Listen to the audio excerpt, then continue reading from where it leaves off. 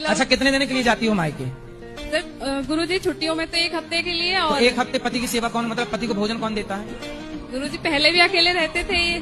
शादी के पहले? हाँ। तो शादी किस लिए की है कि अकेले रहे?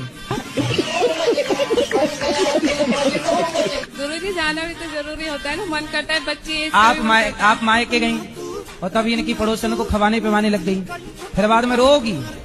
इसलिए पति को पल भर के लिए नहीं छोड़ना चाहिए, क्योंकि पति को पड़ोसन ताक रही है। अकेले मिलेगी तो ले जाएगी उठा के। ऐसा किया करो, जब मायके जाया करो तो पति को भी लेके जाया करो। इनका मन ही नहीं लगता वहाँ पे। हाँ, तो कहाँ घर जमाई बनते रहेंगे वो।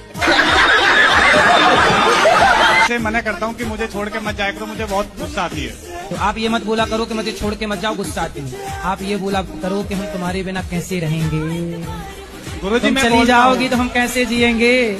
आप बोला करो तेरे बिना भी क्या जीना।